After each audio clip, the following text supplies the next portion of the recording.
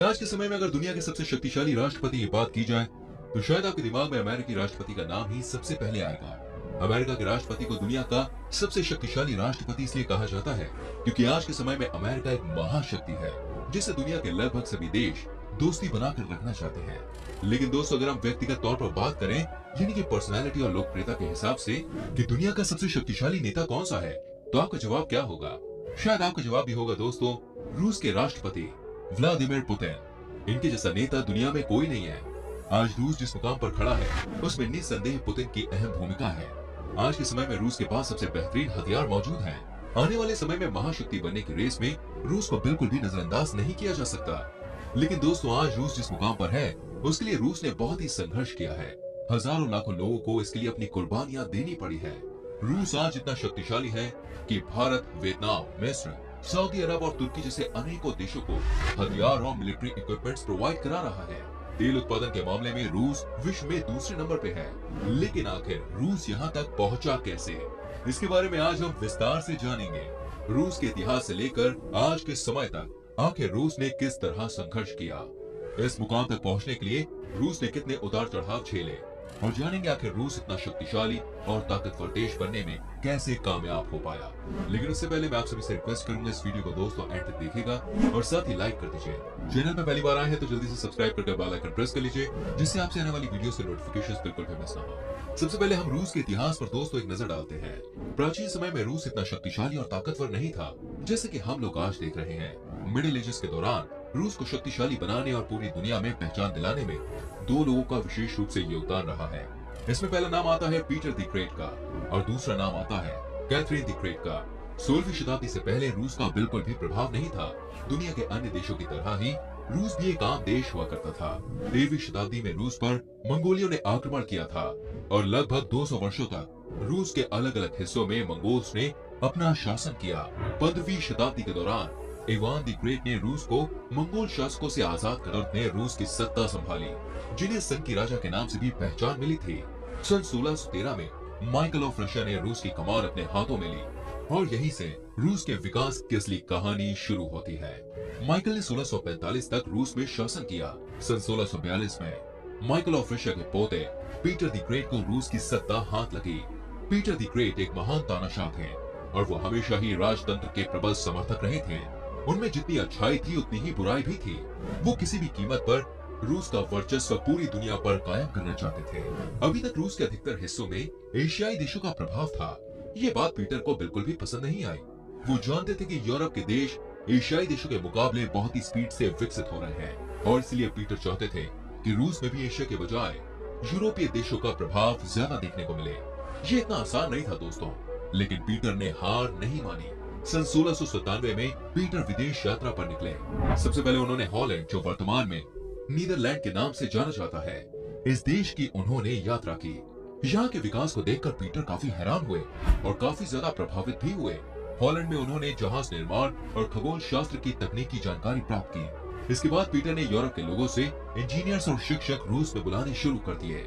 वो चाहते थे कि यूरोप की तरह ही रूस में भी विकास हो और वहाँ के योग्य टीचर्स रूस के लोगों को भी काबिल बनाए। इसके साथ ही दोस्तों, पीटर ने रूस में दाढ़ी पर टैक्स लगाना भी शुरू कर दिया जिससे लोगों की पर्सनैलिटी अच्छी बन सके। जब पीटर रूस में यूरोप का अधिक प्रभाव डालने के लिए मेहनत कर रहे थे, उसी समय रूस में कुछ विद्रोही भी सक्रिय हो गए, जिनमें सबसे प्रमुख नाम स्ट्रेसली का आता है। स्ट्रेसली नहीं चाहते थे कि रूस में पश्चिमी देशों का अधिक प्रभाव पड़े और वो पीटर की बहन सोफिया के पुत्र को बगावत के लिए तैयार करने में लग गए। जैसे ही ये बात पीटर तक पहुंची, उन्होंने इस मामले पर कार्रवाई की और लगभग 2000 लोगों को सूली पर चढ़ा दिया और 5000 से अधिक लोगों के सिर कलम कर दिए। ये एक रूढ़िवादी ग्रुप था और इसे समाप्त करने के लिए पीटर ने एक नई सभा का आयोजन कर दिया। उस सभा में पीटर ने रूस के बेहतरीन लोगों को शामिल किया, जिससे वॉयर्स ग्रुप की पहचान खत्म हो गई। और तीसरी बाधा रूस के चर्च थे, कथोलिक थे। पीटर को ये बात रास नहीं आई।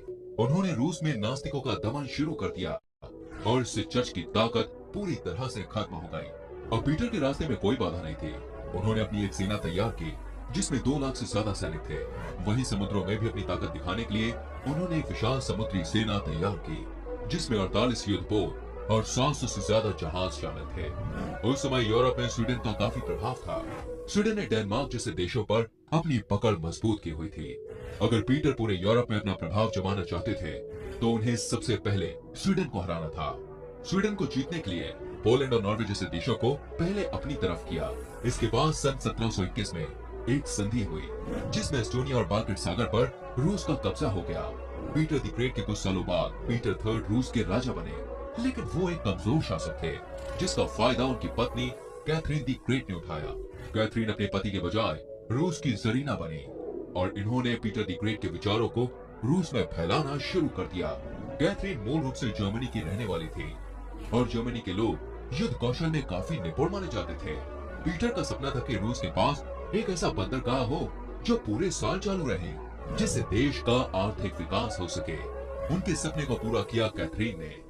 सन 1782 से 1792 तक रूस और ओटोमन एम्पायर के बीच एक युद्ध हुआ जिसमें रूस ने जीत हासिल की।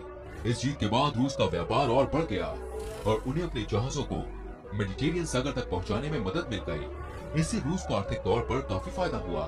अगले 200 वर्षों तक रूस विकास की ओर अग्रसर रहा। इसके बाद 20वीं शताब्दी के दौरान रूस के विकास को गति मिली और यही वो समय था जब रूस विश्व में महाशक्ति बना और तब से लेकर आज तक विश्व में शक्तिशाली देशों में रूस का नाम लिया जाता रहा है। साल 1917 में लेनिन ने रूस पर राज करना शुरू किया और साल 1918 में रूस के आखिरी राजा ज़ार निकोलस II की भी मौत हो गई। अब लेनिन मार्क्स के विचारों से प्रभावित थे। उनके नेतृत्व में ही रूस एक महाशक्तिशाली देश बनने में कामयाब हो पाया। साल 1922 में सोवियत संघ की स्थापना की गई। सोवियत संघ यानी कि यूनियन सोवियत सोशलिस्ट रिपब्लिक के नाम से जानते हैं। इस संघ को बनाने का उद्देश्य अमेरिका को पीछे छोड़कर रूस को विश्व में महाशक्ति बनाना था। सोवियत संघ कोई एक देश नहीं था, बल्कि ये कई देशों का समूह था जिनमें रूस के साथ कई देश शामिल थे। लेनिन के बाद स्टालिन ने सोवियत संघ की सत्ता संभाली और उनके नेतृत्व में रूस सहित पूरे सोवियत संघ में क्रांतिकारी तरीके से विकास हुआ। स्टालिन का कहना था कि जितना विकास अन्य देशों को करने में 100 साल लगते हैं, उतना विकास हमें 5 सालों में करना है। इसके लिए स्टालिन ने 1928 में पहली पंचवर्षीय योजना चालू की। उनकी ये योजना कामयाब भी हुई और 1943 तक पूरे रूस में क्रांतिकारी तरीके से विकास हुआ। सेकेंड वर्ल्ड वॉर में यूएसए और यूएसएसआर ने मिलकर जर्मनी, फ्रांस और जापान जैसे देशों को सबक सिखाया। लेकिन जब अमेरिका ने जापान पर परमाणु बम फोड़े तो पूरे विश्व में अमेरिका को महाशक्ति के तौर पर पहचान मिल गई। ये बात सोवियत संघ को पसंद नहीं आई और उसके बाद वर्ल्ड में शीत युद्ध शुरू हो गया। सोवियत संघ उस समय विश्व में क्षेत्रफल के हिसाब से सबसे बड़ा देश था और उसके पास वो सारी काबिलियत थी जो उसे एक महाशक्ति बनाने में मदद कर रही थी। इसके बाद रूस में एक नए दौर की शुरुआत होती है जिसे अगर पुतिन युग कहा जाए तो बिल्कुल भी गलत नहीं होगा। पिछले 20 सालों से अधिक समय से पुतिन कभी प्रधानमंत्री के तौर पर तो कभी राष्ट्रपति के तौर पर रूस की सत्ता संभाल रहे हैं। इसमें कोई शक नहीं है कि पुतिन के शासनकाल के दौरान जो उपलब्धियां रूस ने हासिल की है या फिर जो पहचान पूरी दुनिया में रूस ने बनाई है वो अभूतपूर्व है। पुतिन के जीवन पर नजर डाली जाए तो एक मजदूर के बेटे होने के नाते उन्हें अपनी जिंदगी में काफी संघर्ष करना पड़ा है। पुतिन से संबंधित एक मजेदार किस्सा सुनने में आता है कि जब वो बच्चे थे तो केजीबी जो रूस की खुफिया एजेंसी है वो उसमें घुस गए थे और कहा कि मुझे जासूस बनना है। उसके बाद वहाँ मौजूद अधिकारियों ने बच्चे को समझाया कि आप एक जासूस बन सकते हैं, लेकिन उससे पहले आप अपनी पढ़ाई को पूरा कीजिए। पुतिन ने लॉ की डिग्री हासिल की और उसके बाद 1985 से 1990 तक केजीबी में भी काम किया।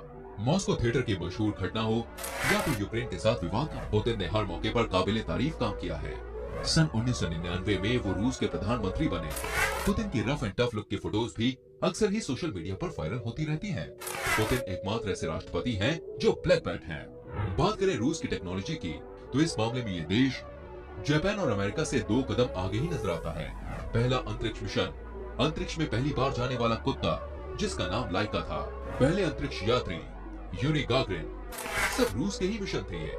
हालांकि रूस भले ही अर्थव्यवस्था के मामले में आज 11वें नंबर पे हो, लेकिन इससे उसकी शक्ति का अंदाजा नहीं लगाया जा सकता। रूस आज के समय में सबसे बड़ा सैन्य हथियार सप्लाई करने वाला देश बन गया है। लगभग 80 से अधिक देशों को आज रूस हथियार उपलब्ध करा रहा है। इसके अलावा न्यूक्लियर वेपन, बायोलॉजिकल वेपन और केमिकल वेपन के मामले में रूस दुनिया के किसी भी देश को टक्कर देने की हिम्मत रखता है। हालांकि इनकम इनइक्वालिटी रूस में एक बड़ा मुद्दा है। दूसरे देशों के आंतरिक मामलों में हस्तक्षेप की बात हो या फिर साइबर क्राइम की, रूस का नाम थोड़ा खराब भले ही हुआ है, लेकिन इन सब के बावजूद वैश्विक स्तर पर रूस की पहचान कई गुना बढ़ गई है। आज रूस विश्व में तेल उत्पादन के मामले में दूसरे नंबर पे आ गया है, जो रोजाना 9 लाख बैरल से अधिक तेल का उत्पादन कर रहा है। चीन के साथ रूस की दोस्ती यकीनन अमेरिका और भारत जैसे देशों के लिए चिंता का विषय जरूर है, लेकिन रूस हमेशा से ही भारत को अपना अच्छा दोस्त बताता आया है। ग्लोबल वार्मिंग पर आज पूरी दुनिया गौर कर रही है और इसे लेकर चिंतित भी है, लेकिन रूस को क्लाइमेट चेंज से फायदा मिलने की उम्मीद है।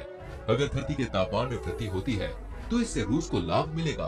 इन सब बातों को लेकर मॉस्को में प्लानिंग भी शुरू की जा चुकी है। इन सब बातों से बिल्कुल साफ है कि रूस आज जितना शक्तिशाली है, आने वाले समय में उससे कई गुना ज्यादा शक्तिशाली होगा। साथ ही अमेरिका, चीन और जापान जैसे देशों को पछाड़कर विश्व महाशक्ति बन सकता है। दोस्तों, ये थी रूस की कहानी, कैसे एक आम देश इतना शक्तिशाली देश बनने में कामयाब हो पाया।